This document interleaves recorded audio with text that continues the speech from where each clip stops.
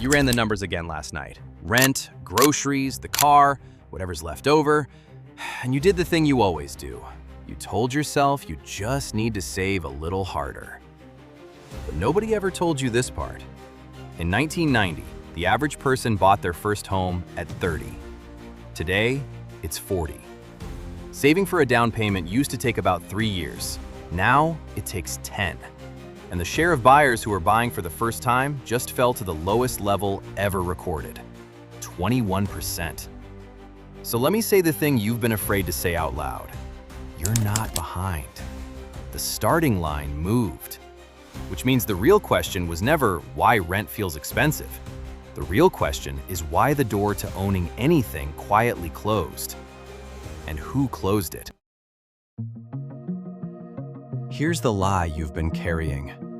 That if you just budgeted better, skipped the coffee, picked up a side hustle, the math would eventually work. It won't. And it's not your fault that it won't. Between 2001 and 2024, renter incomes went up 9%. Rents went up 30%. That gap isn't a personal failure. It's the water you've been swimming in your whole adult life. And it shows up in the cruelest number of all. After paying for housing, the lowest earning renters now have about $210 a month left for everything else. Food, medicine, a bus ticket, everything. 20 years ago, that number was 410. So it didn't just stay bad, it got cut in half. You're not bad with money. You're being squeezed by a system that needs you to think you are. To understand what happened, you have to stop thinking about rent as a price and start thinking about it as a gate. Owning a home was never really about the house. It was about what the house did quietly in the background. Every month you pay a mortgage, a piece of that payment stops being an expense and becomes yours. Economists call it forced savings. You call it the only way anyone in your family ever built anything. Now watch what happens when you rent instead. The whole payment is gone, every month, forever. You are not building the thing. You are building it for someone who already owns it. And here's the number that should make you sit up. In every official survey since 1989, homeowners have ended up with a net worth 30 to 50 times higher than renters. The typical homeowner, around $430,000. The typical renter, around $10,000. Same country, same jobs. The only difference is which side of the gate they were standing on when it closed.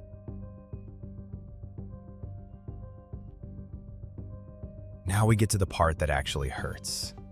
Look at who's getting through the gate today. More than a quarter of first-time buyers needed a gift or a loan from their family to do it. The average gift? $32,000. Think about what that means. The price of entry is no longer how hard you work. It's whether the people who raised you already made it through. Ownership used to be something you earned. Quietly, it became something you inherit.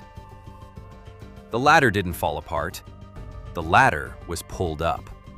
And the data knows it. A child raised in a home their family owned is 18 points more likely to own one themselves. The gate doesn't just close. It teaches itself to close again in the next generation. So where does a machine like this go when it runs out of new people to lock out? It doesn't stop. It just raises the toll. The first-time buyer is already a minority in the market for the first time in history. The people buying now are mostly the people who already own, cashing in the equity the gate handed them to buy again. That's not a market correcting itself. That's a system doing exactly what it was built to do.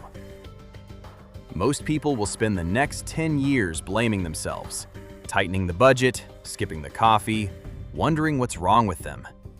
You won't, because you've seen the gate now.